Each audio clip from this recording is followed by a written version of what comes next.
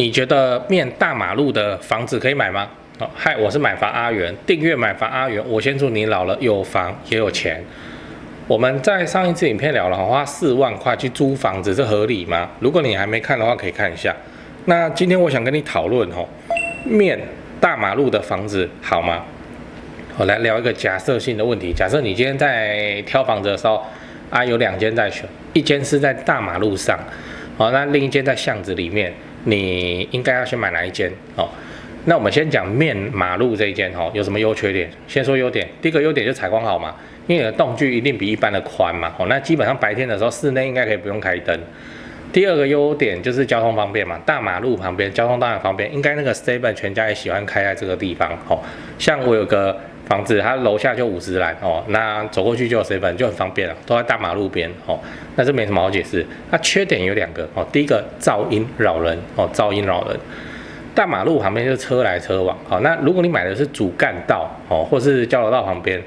哇，那是吵起来是24小时的，真的那装气密窗就会是标配，不然那个噪音真的是睡不着觉。然后有很多那个8+9猴子就晚上的时候一定要这样过去，吵死人然后再来是空气品质差，买那个汽机车嘛，排放了废气，会就不想开窗了所以你要知道买巷弄内的优缺点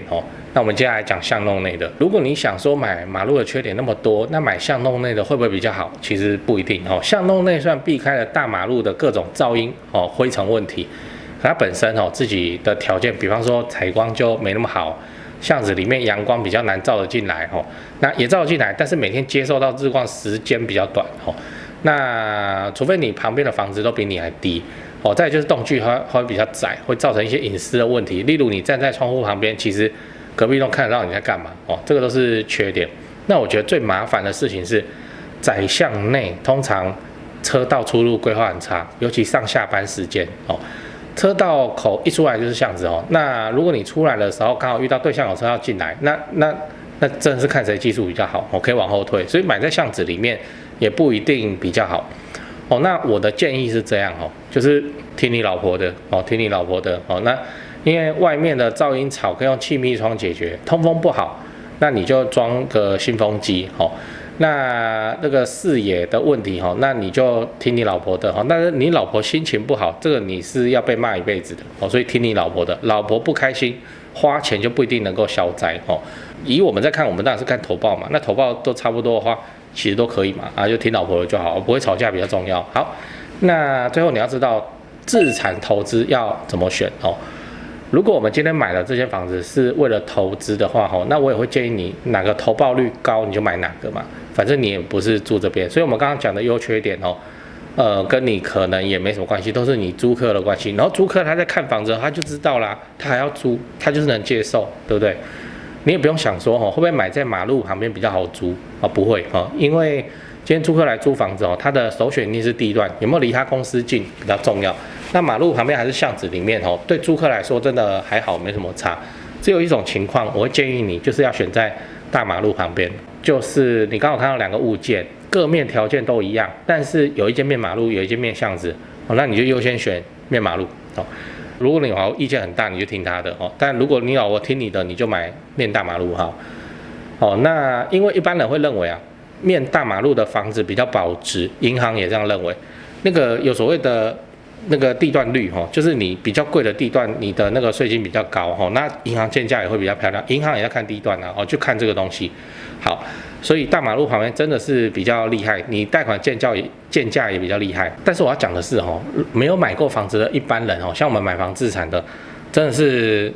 还好啦，没什么差，你算一算就都 OK， 2个条件都一样，选大马路或听老婆那或是你自己高兴，你爱买哪个你买哪个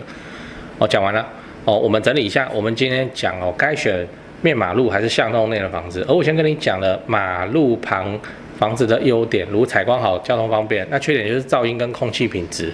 而巷弄内的房子虽然比较没有噪音，空气品质也比较好，而采光不足跟隐私的问题也会需要列入考虑。我的建议是，如果你都不知道要怎么选，你就给你老婆选因为刚刚提到问题，花钱可以改善，但是你花钱不一定能搞定老婆的心情。那如果你是买房自产的话，那你看投报率就好，这些优缺点哦，就其实都还好。最后我想问你啊，你自己现在在住的房子哦，是大马路旁边吗？啊，如果有的话哦，如果是的话，那现在你遇到什么缺点？欢迎底下留言跟大家分享。我以前就是啊，就面大马路，那个大马路是高雄市的干道哦，妈的真的很吵哦，真的是有点吵哦。那我那个已经是气密窗，还是很吵，对，所以我现在哦，我真的会考虑哦，我可能会喜欢选择说。就它路口开在大马路哦，可是主卧面向直哦，那这个说不定是一个比较好的自住的话比较理想的条件啊。那如果你想要知道我都是怎么自产这个房地产，我用什么条件在挑的话，记得订阅这个频道跟分享影片到你的赖群组里面去哦。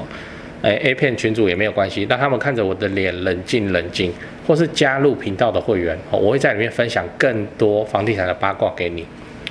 讲八卦，大马路镜像这个八卦先说结论，台北市能面大马路的公寓，你买得起你就买虽然最后数钞票的应该不是你，是你的儿子女儿但那种东西是都更的圣品记得最好是到25米路就是大条的路那。旁边是那个建国高架，那个都没关系像市民大道上，还是你这样去看过去，还是一堆小公寓啊OK 好，路要大条的公寓产品真的是都更的圣品，都更的首选记得一定要很大你不能说8米10米然后你就买了，这东西要像是要路最好到25米以上像高雄市的那个。中山中华60米路很大的干道，对不对？星光路不算，它虽然80米，但它才一小节，它是为了让85大楼的那个容积出来，那个不算。我跟你讲是干道干道的话，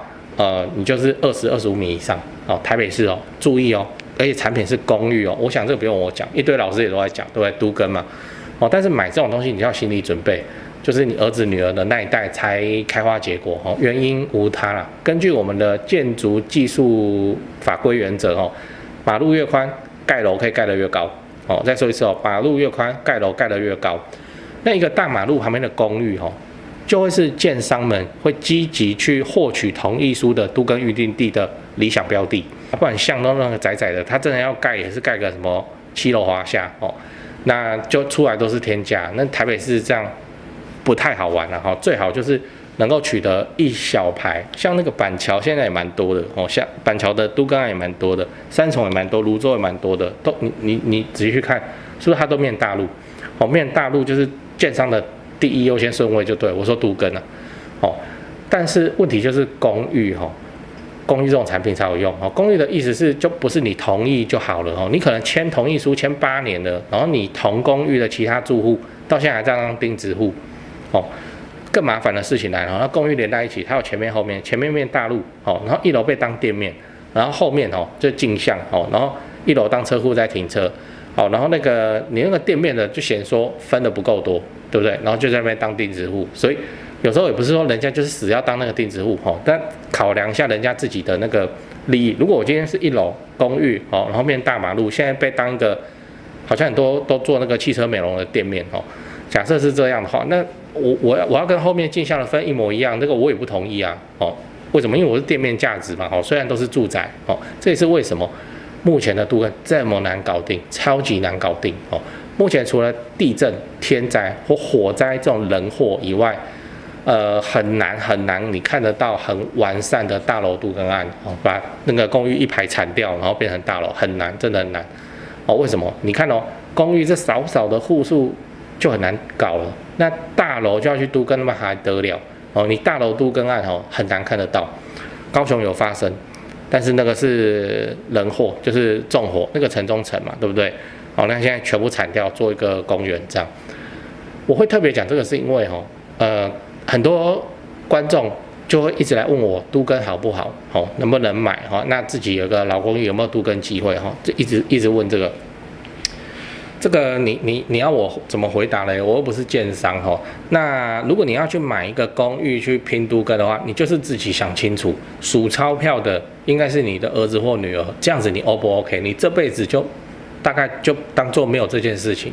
哦，你要拼都更案，很可能就是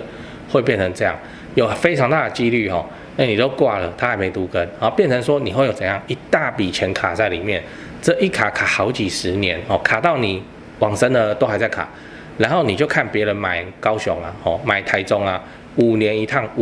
哦，他都跑了5、6趟了哦，他的 Toyota 现在都变Benz了，然后你还守着那个都更梦，这样子你 O 不 OK？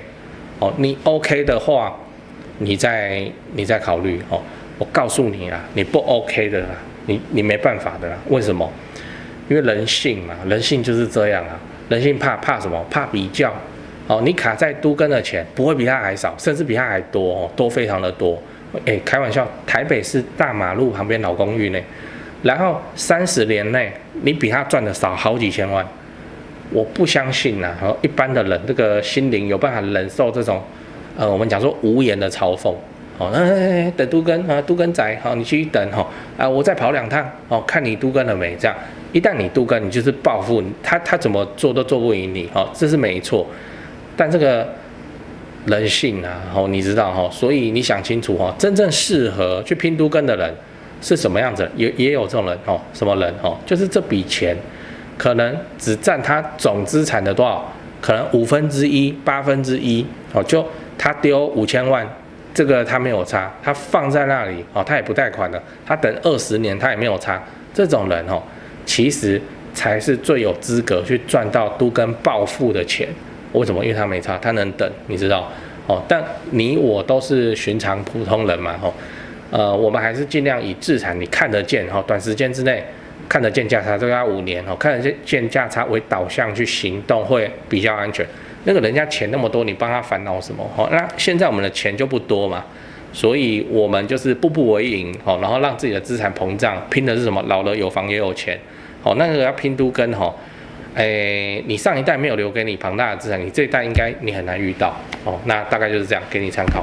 影片看完了哦，我是买房阿元哦，我跟你讲哦，买到会增值的好房子。这件事情的难度绝对不亚于你去追女朋友。你看再多的浪漫爱情电影、偶像剧，听再多的两性专家分析，都绝对比不上你直接去追看女生哦。反正不是得到就是学到。哦，那买会增值的好房子这件事情也一样，你听我在这边讲哦，这个房子不能买哦，那个房子适合自住哦，这个房子可以，这个投报不错。就算你再听了100集，你手上也不会凭空变出一间房子啊。所以你最快的方式就是直接下场去看房子哦，你先看再说哦，那你才会知道哪一种房子啊适合你。长期资产买下来你不会怕。为什么我会说买房子哦跟追女生很像啊？你看你身边有没有这种人哦，在交往之前东挑西挑，条件超级之高，对另一半的要求超级之多哦。男的他就要另一半怎样，肤白貌美大长腿，女的就要男生怎么样，温柔多金8块腹肌。那最后你去看这个要求最多的同学哦，他的对象是不是跟他当初设定的其实差别蛮远的？买房子也是啊，很多新手在买房子的时候啊，也都一堆幻想哦，什么坪数要大，总价要低，景观要好，屋龄要轻。那这种稳赚不赔顶级物件哦，其实根本不会轮到你跟我来买。那所以只有你真的下场了哦，你真的开始去看房子，你才会感受到市场的温度，你才会知道说哪一种房子哦是你可以买，而且你愿意买哦。那你买了以后你不会怕的。那我们的第一步哦，就是要去找到一位信任的房仲。那就带你去看，帮你完成买房子交易。这个房仲的角色其实真的很像媒婆。例如今天你要找另一半哦，就算你不知道哪边可以找对象，你还是可以玩交友软体哦。但是房子哦，它不会主动跟你聊天。59以上房子那么多间，你24小时在那边刷你也刷不完。那最有效率、CP 值最高的方式，就是你把你的需求、资产需求，你告诉你信任的房仲，那他来帮你媒合房子。像我买高雄的房子，也都是配合这个台湾房屋美术之星店，我配合超久了，超过10年，我没骗你。那人家就是在地经营嘛，就是专业啊。那我跟他要房子哦，他也都会先过滤。适合自产的他才会 po 给我，也不会强迫推销哦。那你只要考虑这个房子你能不能接受啊，这样就好了哦，非常的 OK。我是相当信任台湾房屋美术之星店，那我高雄的买卖都是委托他们，我自己有买卖过，那我才推荐给你的，而且买卖超过10年哦。那我高雄的买卖都是委托他们哦，我不骗你。在高雄不止台积电哦，各项重大建设也都在盖。如果你要自产高雄，我就推荐你找台湾房屋美术之星店，因为我跟店长配合非常久了。非常的尽心负责，也有长期合作的装潢、整理、出租哦。反正自产高雄，你有房子要买或是要卖啊，我就推荐你找台湾房屋美术之星店。现在就加他们的买房阿元专用 LINE 小老鼠 go go go go go 小老鼠5个 go 啊，那马上你就可以看到他会 po 给你那个适合自产的房子。但是我知道台北人。怎么样？天龙人很多，我的观众还是中型台北，那你就加另一个 line 小老鼠 buy 台北，小老鼠买台北，小老鼠 BUYTAIPEI 就买台北的意思。这位我以前不敢 po 出来那这位是我台北市房地产的前辈导师，非常厉害的等级他店在信义区，他平常主要都是服务台北市超高资产的客户台北市的房地产跟重大建设，我有不懂我也是问他，所以不管你要自产台北、新北或者你房子要给他们卖也都可以啦。那不过我要提醒一下既然你都敢去看台北市了，那你的实力就要够你不要没多少钱，你说你要自产台北就去闹我前辈那边你实力就要够不要没多少预算你那边跑去闹这样我真的会被他骂。那我台北、高雄的口袋名单我都推荐给你了那自产台北你就加 LINE。我再说一次高雄的 LINE 是小老鼠 go go go go go 5个 go那台北的 LINE 是小老鼠 buy 台北小老鼠买台北。最后记得好房不好不要炒房，长期自产出租，配合政府的社会住宅政策，做个好房东，合法缴税。额外提醒，欢迎加入我买房阿元的付费频道会员，订阅买房阿元。我先祝你老了有房也有钱。OK。